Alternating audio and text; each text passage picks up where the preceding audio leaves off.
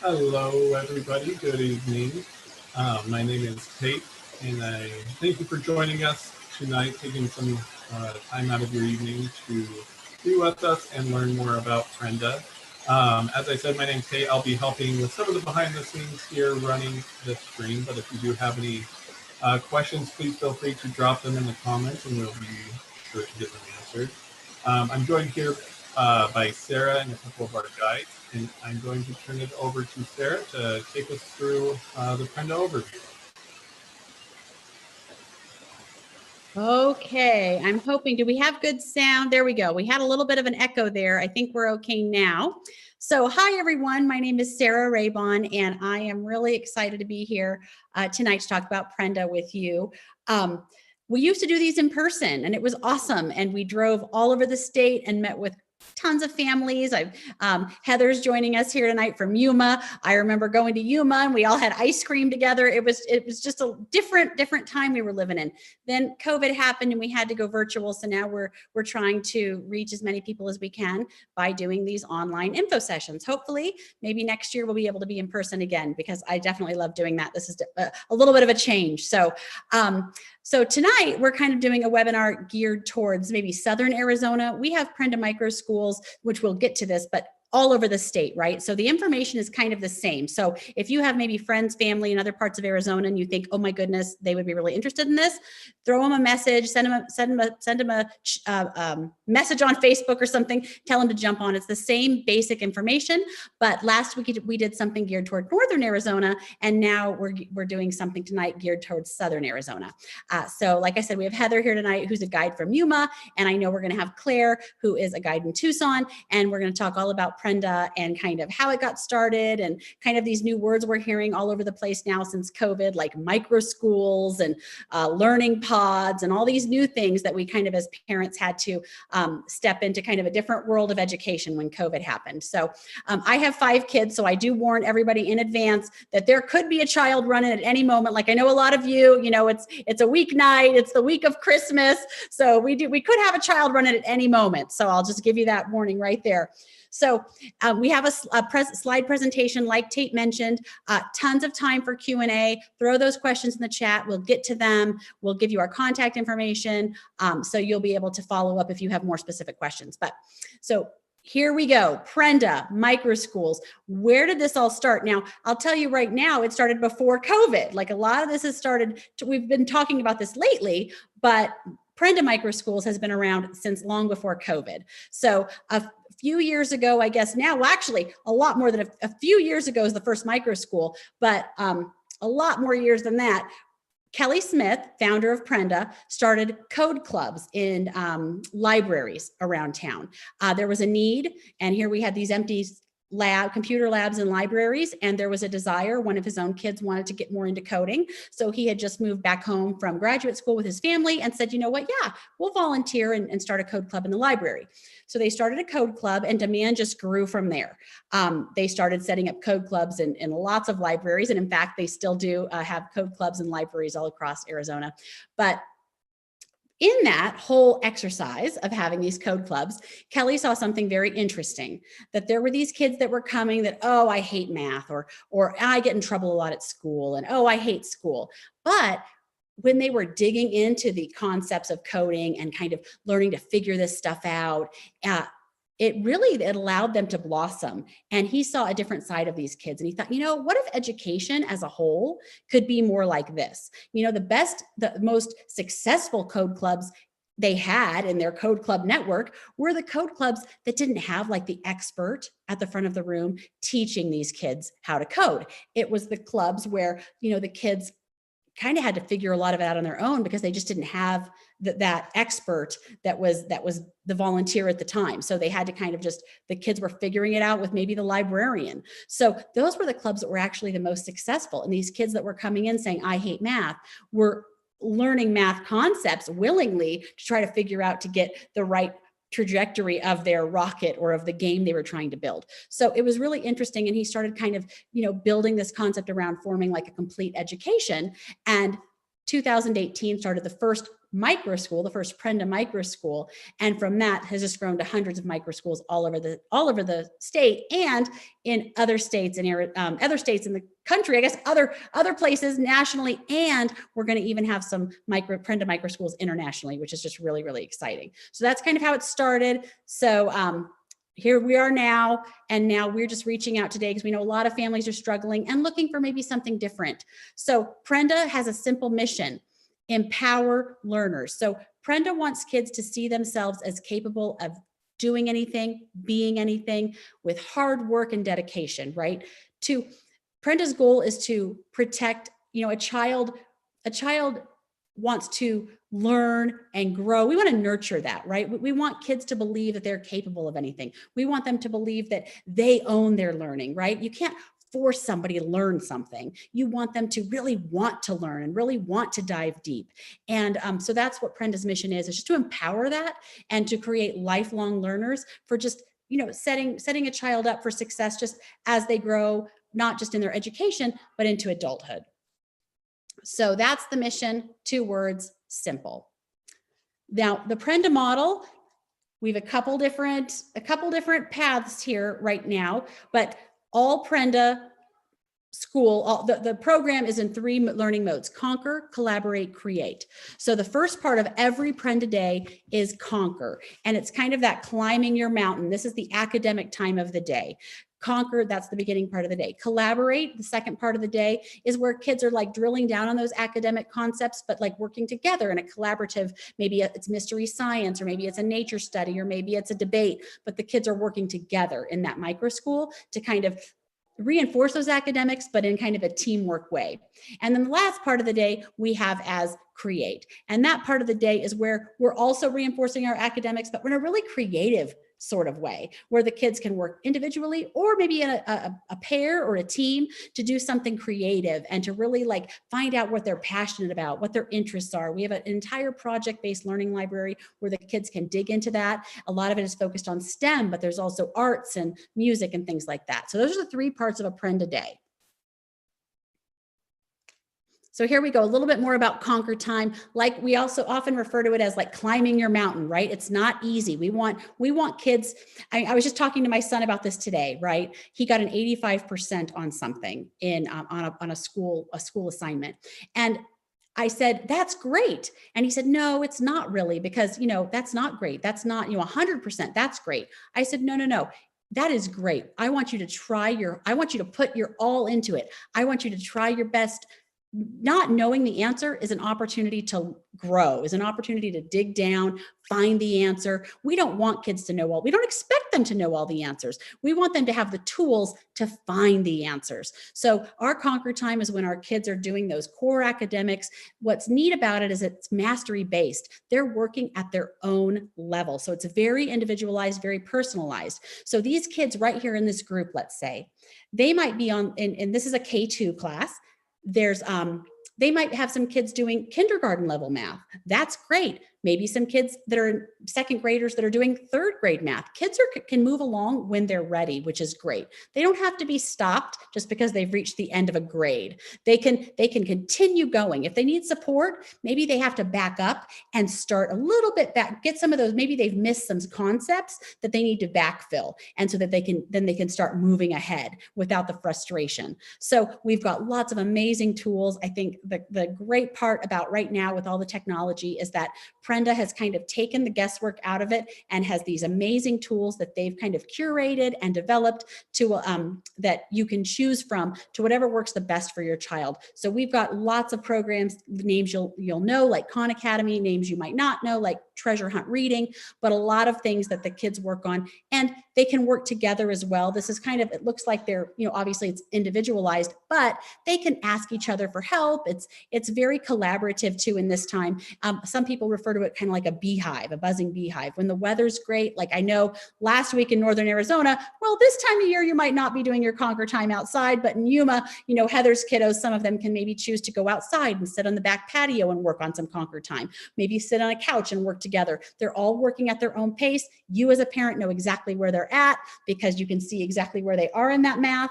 I know my son has mastered 10% of second grade math, and that's right there in black and white, which is great. Gives me great comfort as his mom to know exactly where he's at. But then the whole team at Prenda and the back end is also following along with the kids too, to make sure that they're successful. So that's conquer times, typically the beginning part of the day. Next, we have our collaborate time, which I kind of like because I was always the talkative kid in class.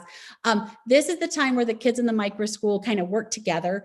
Sometimes they have a captain for the day who will pick the activity. But like I said, it can be something, maybe a science project, maybe it's a debate, maybe in the younger grades, it can be a show and tell. And it's amazing to see these kids when they learn to listen to each other, learn to ask the appropriate questions, and learn to really communicate. I think it's just really amazing. And I think maybe our whole society would do better if we learned how to communicate a little bit better in terms of a collaborative, learn how to express yourself and learn how to take other people's opinions and have a debate back and forth without being so disagreeable. But that's just my opinion. So that's a side note, but it's just a time to apply your academics while working with your group and kind of building that culture, building that growth mindset culture, and just positive environment for the kids in the micro school.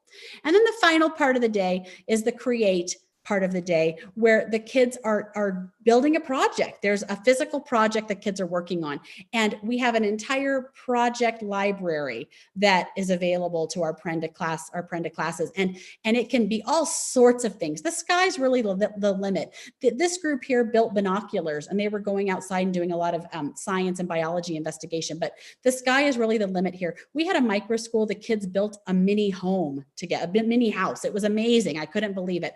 They can work alone on maybe a video project and work on something like that, or a music project. But it's very flexible. It's about discovering maybe some of those talents and those passions, and kind of just an opportunity to really dig deep into those. So that's the create time of the day. Now, in the middle of all of this, we'll talk about maybe what an actual day looks like, but there's lots of breaks. There's, obviously the kids are going to have lunch, and there's break time and time to little brain break, get the wiggles out, things like that. I like when I'm doing a Prenda micro school class, I like to do dance party, and we'll pick a song and we'll kind of dance and get all those jitters out, and then we'll get back to work. So there's lots of time for breaks, lots of time for to kind of just take a little time out, and then come and regroup and get back to your work. So that's kind of how the day is broken down. And then let's see, what do we have next?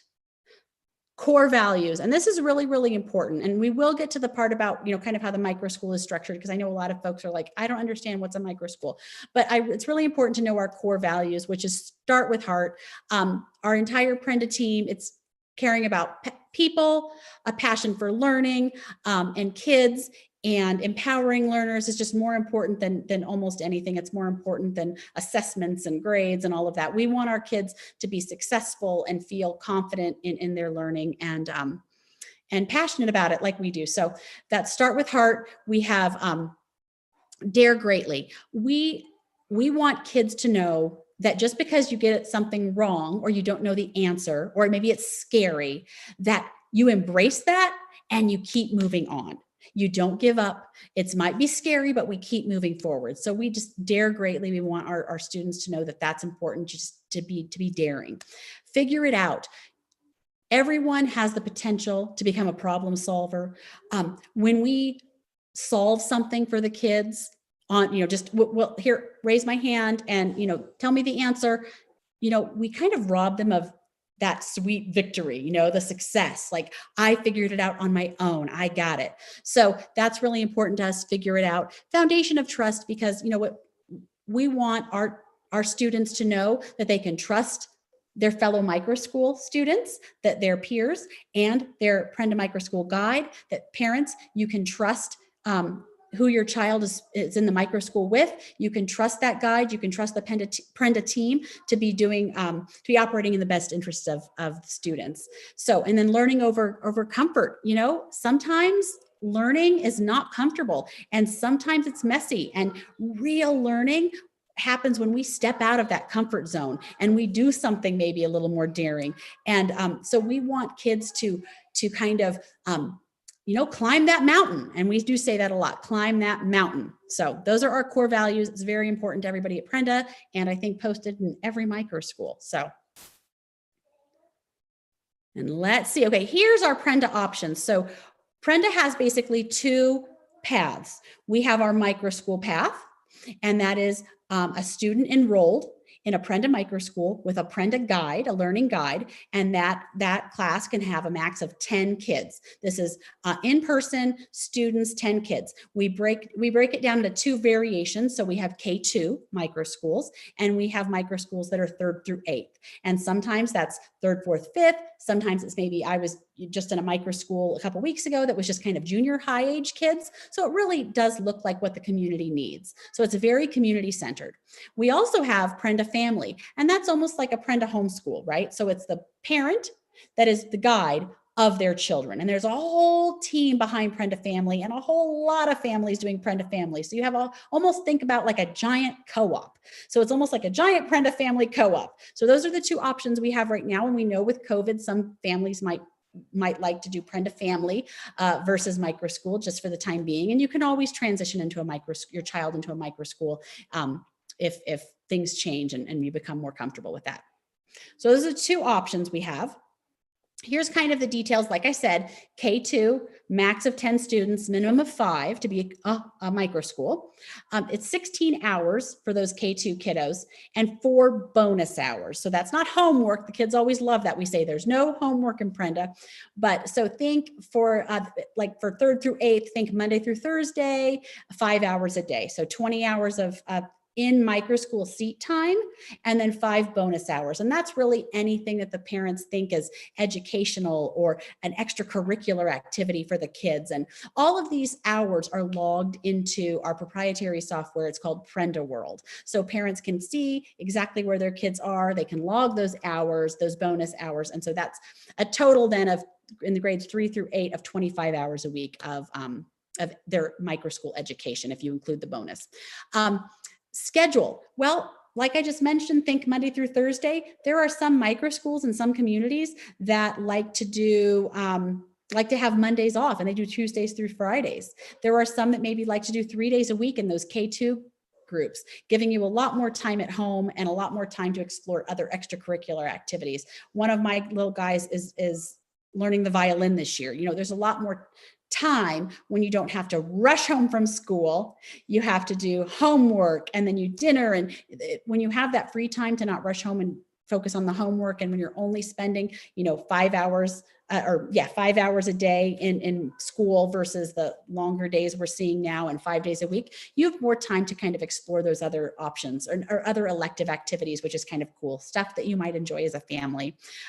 Where really almost anywhere, we have micro schools in all sorts of locations. We have micro schools in homes. We have micro schools in empty church space, community centers. Really, the sky's the limit as far as where you can have a micro school. It has to be a safe, comfortable place for learning. So that's the details on the micro school. Let's see. Okay, so here we go. Now, we call the person at the front of the room a learning guide. So we are looking for new learning guides. Obviously you can imagine demand is through the roof. And right now we have about 4,000 kids in Prenda across Arizona, and a lot of kids that would love to do this, but we need new learning guides. So the benefits, there you go, have an impact that lasts a lifetime. Literally, doesn't get any better than that. Think of it as the connection with your community, almost like the return to maybe the little neighborhood school, right? Where the kids can ride the bikes over to the house, and the bikes are lined up out front, and the kids are all working together on their schoolwork inside, the one room kind of schoolhouse feel, which is great. And then you get all the training and support you need. And it does provide an income of up to $30 an hour. So it's a really great opportunity for somebody who, hey, I would love to do this, but I also need to provide a little bit of an income for my family. So it's a great opportunity. If you think, okay, well, I love this for my kids. Maybe, is there a micro school in my area? Maybe, maybe it's full. We've got a lot of demand. We have micro schools almost everywhere, but there may not be space. You know what, you can't become a guide, maybe somebody who could become a guide. Maybe you can open your home to the micro school. I mean, I know somebody who she can't be a guide, but is happy to open her home. So the micro school is there. She has a guide that comes in and does the micro school. Her kids are also in it. So it's a great opportunity. Maybe you can just have a space to open the micro school. So, and that, I think with that, I would love to ask Heather to kind of pop in and like kind of share how she came to Prenda. I don't know. I don't know if she came and had ice cream with me when I was there. The ice cream shop isn't even there anymore, which is really sad. You know, the one I'm talking about, it's on 4th. It was on 4th. It's been there forever. It's not there anymore. I heard they closed. Solana's ice cream. Very disappointing, but I was there. We did a little info session there and we met some folks there. Yuma, we've got a lot of micro schools there and growing. How did you hear about Prenda and what has your experience been? So I heard about Prenda actually through another lady who was guiding.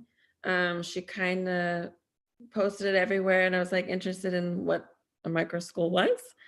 And so she took the time to actually talk to me about it. And I thought, I was looking more for my daughter, but unfortunately my daughter is in high school. So when she talked to me about it, I thought, well, you know, I come from the background of public school and I teach special education. And so I feel like sometimes when those kids that don't quite meet that mold need a more smaller group, I thought, well, I'll open my home up to the community for the kids that need that.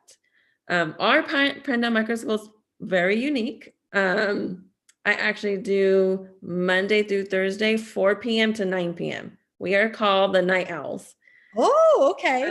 We do a night school. So I'm catering to kids that we like the night. I hate mornings. They hate mornings. Me too. I'm one of those. So we meet at night and it has been amazing to come to Prenda to see what a difference it makes. As I said before, I came from the education background, right? So when you come from education and you're in the front of the room and you're the speaker, you're the lecturer, you're the to go to. And I was talking to a friend and I said, how am I supposed to get this child who's like 5 grades below? I don't get it. Like how I need to be like this. I need to be drilling him. And she said, stop thinking in the mindset of you are the teacher. Let him soak in his surroundings. And it was beautiful to watch this child grow with another child. I never thought, you know, how could 2 children get together? And I'm not saying this other child was super high. He was probably relatively close, but they got together and one was creative and one was the writer. And like, so they just complemented each other and they learned to be one. This one taught this one to be creative. This one taught how to write and spell. It was just beautiful to watch because you don't get that in the education system outside in the public education. It's very structured, very. And unfortunately, that's just the way it has to be, right? We have this group of, you know, our educators, these amazing educators are in a room with, you've got these 30 kids, right? And then you have some that are gifted, right? And, or, you know, and just, they've got it, they know it, they get it like that, and they could go further, but unfortunately they kind of just, okay, now we're going to sit here and wait and get bored and, you know, maybe get into trouble, you know, what's, you know, what can I do? Just, they're not going to sit there and wait. And then you have this group that's kind of, you know, not getting it, but, you know, you're afraid. There's a lot of kids, there's a lot of peer pressure, a lot of, you know, bullying and a lot of culture, you know, just it's tough to raise your hand and say, I don't know it. And then the teacher has to like, you know, spend extra time with me. You know, I don't want to stick out. I don't want to like admit I don't know it. So unfortunately, maybe those kids are falling a little further behind, right? And they're not going to keep up and they're going to miss things and have gaps. And then you've got this middle group, right? So the middle group is really who you got to try to keep going for and teaching while you've got these other groups on the side. So that's what I think is really cool. Like you say, there's no race. It's not a race. It's like slow and steady, right? Slow and steady and working at your own pace and backing up if you need to, and not trying to start like, okay, well, I'm supposed to be in 3rd grade, so I'm going to start right here. Well, maybe you should start in the middle of 2nd grade. math. And then I've got some success and I'm feeling good and I'm feeling confident and I'm building on that. And it's all about just where you're at in your individual and positive encouragement from other kids where you're in a safe space where no one's making fun of you because you don't know. Building that culture, right, of where it's okay. Everybody's different. Everybody learns differently, and it's okay. So I think that's so important. Now, so what grades is your micro school? I do 6th through 8th grade. So they're a little bit more independent. But okay. as you speak of like how you said that everybody's on a different level, a lot of them were shocked to see what level they were at. And they said, Heather, why am I so low? I said, well, let's look at the whole picture. I said, remember the time when you were in 2nd grade and you didn't get that one concept? Doesn't mean you didn't know all of the other concepts, but that one concept that led to the next one. But the teacher saw that only you and maybe another student needed help, but she had to continue on. There was a timeline. I said, and I'm guilty of that as a teacher too, that I don't have time. I have to continue on. I said, Prenda's giving you that time to learn that one concept and move on. And they were just like, and so I've had like over the break, we have Christmas break right now. I had one gain 2 grade levels over the break. Wow. So, and he's doing it on his own. We are having a competition, mind you. There's a little motivation there. Well, you know what? Sometimes there's a healthy competition and there really is. I mean, I think it's really cool. Like, I'm sure it's in your micro school as the kids get older. So the first part of the day, I didn't really mention this, you have kind of that morning meeting and the kids are setting their goals. Well, you're cheering on. So you're in this little team, right? So you've got these 10 kids and we're all a team. And I want you to get your goal. I want to get my goal. It's healthy, like healthy peer pressure almost, where it's like we're all meeting our goals together. Our goals are different based on where we're at, but we're all in it together. And I think that's just very, very cool. So I love that. So, so when do you come back from break?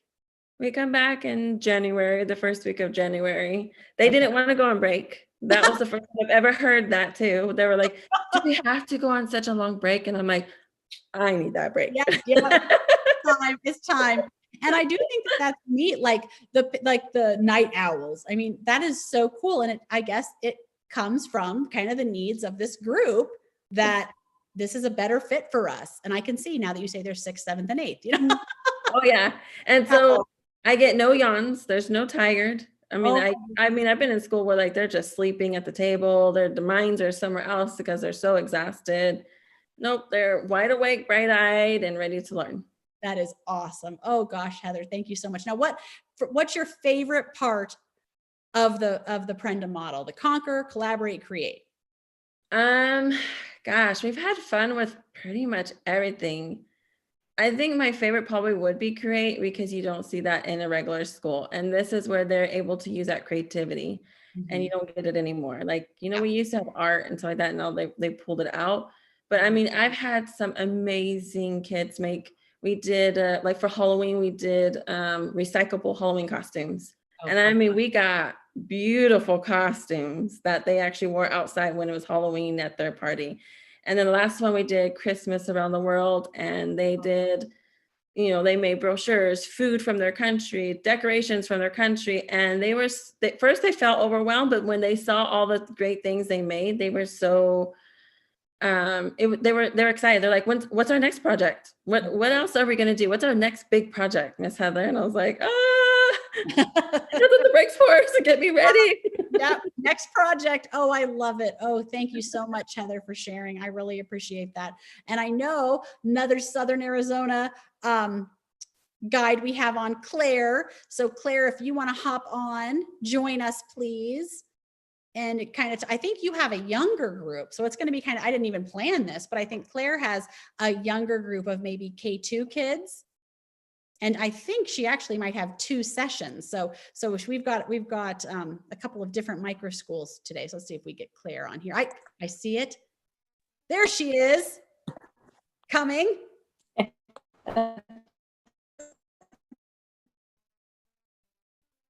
Do we have you, Claire? I met some of Claire's kids. I did a visit virtually and got to chat with some of those kiddos. Hello. Oh no. Give another second here.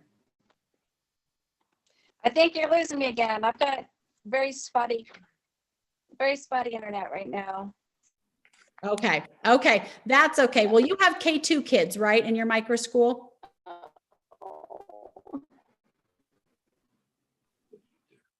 Nope. Yes. Okay. You have K2 kids. Well, we're unfortunately, internet is going to take us out. And I think Claire, if I remember correctly, Claire was motivated to get involved because of her grandson. So she is finished. She was finished with the kiddos, and then she had this grandson, and now she's got this amazing microscope in Tucson. So I guess we'll just I don't know if we're going to be able to get this going, Tate. We might just have to. Yeah. Okay, you could try audio instead of video. That may be a little better. This is audio. Okay, maybe we have that. Okay, we'll give this one last shot here. So you have K2 kids, right, Claire? Right. Okay, and you have and your grandson kind of is what inspired you to kind of get involved. How did you find Prenda? On Facebook. And it was my grandson that inspired me. Yes. Okay. And right now we have, I have a K2 in the afternoon, and then I have a different school in the morning. And right now it's K5. Oh, okay. Okay. Awesome. Awesome. And what is, and you're in Tucson. What part of Tucson are you in? You're in the you're in Northwest? Northwest. Yes. Okay. Okay. That's right. So what has been kind of the biggest, I don't know, biggest surprise, something that you've kind of discovered that you weren't expecting? What has been something that you've seen from, the students and their involvement in Prenda? I think my favorite is when the kindergartners hear the fifth graders say, I'm not sure how to do this. And they're like, oh, here, let me help you. And they jump up and actually are able to help each other. And to me, it's just amazing to see kindergartners through fifth graders all working together and helping each other. I know, and I totally agree. I think it's really interesting. We get a lot of questions about that. How does the mixed age range work? How are second graders and kindergartners in the same micro school? How does that work? And I have seen a lot of micro schools, and I think it's so neat to see how the older kiddos kind of become those mentors and role models for the younger kiddos. And it helps, it helps kind of solidify those academic things too when you're teaching it, helping somebody else learn it and explaining it to somebody else. And I think it's so neat for those littles to have those role models to look up to. I just think it's such a cool part of Prenda that, I guess we used to have when we had more blended classrooms just based on the needs of the community in terms of the one-room schoolhouse. And now we just don't really have that anymore. And kids are just broken up by those grades. I love that Prenda allows kind of for that mixed age range, because I think that does have a lot of great benefits. Yes, it certainly does. Awesome. And then what is your favorite part of the day in terms of, do you break your day up, conquer, collaborate, create? Is that kind of how you follow? I know some micro schools are a little bit different. Right. We follow it loosely. Sometimes we will focus more on a collaborate project for pretty much the whole time, for the whole day. Okay. My favorite, it's between collaborate and create. Okay. We actually have done a lot of collaborate, create, join together. Okay. Oh, I love it. Thank you so much, Claire, for sharing. I really appreciate it. I can't wait to get back down to Tucson. Once we're allowed to all meet in person again, it'll be great to kind of come and visit. My favorite thing to do is visit micro school classrooms. It's one of my most favorite things to do. And you just see what's neat is the different classrooms kind of take the different flavor of the community, which is neat. We have micro schools that are focused on more outdoors activities and gardening and, kind of, the ecosystem and things, and micro schools that are more focused on maybe Spanish immersion and micro schools that are kind of focused on, arts and music, just based on what the kids want to do and what the kids are interested in, which is really, really cool and very unusual. And I really love that. So if we can go back to the slides, Tate, we'll kind of go into kind of a few more details, and I'm sure we have some questions. We want to make sure we get to all those. And we'll just get down to just go through this really fast, and then we'll get to your questions. So what guides do? So here we go. This is very helpful. What do guides do? Guides don't have to know everything. Guides don't have to prepare lectures or grades. They do not prepare lesson plans. Guides do focus on student empowerment by those things right there: caring, inspiring, connecting, guiding, customizing, and mentoring. We have an entire team at Prenda that will help you if maybe this is something you'd like to do, and maybe you're just a parent wanting to know what a guide does, that helps focus this all back on the student. We want the students to be successful. We want them to be using the right programs for them. We want them to be at the right level. To that end, we do a lot of internal assessments. So you always know where your child is. The guides know. We have an entire special education team. So those needs are also taken into consideration. So guides do not have to know everything. And we want guides who, this left, I guess, is that you're right, my left, caring, inspiring, connecting, and basically just joining us to empower students. That's what guides do.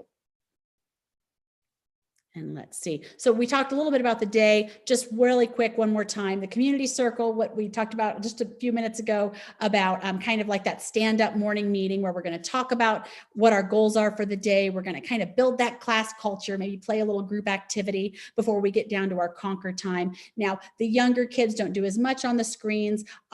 We do some more workbook activities with them in terms of English language arts, conquer time. Then we have the collaborate time and the create time. And that is basically a Prenda microschool day, or even a Prenda family day in a nutshell. Now, if you're thinking, yes, I'd love to be a guide. This sounds great.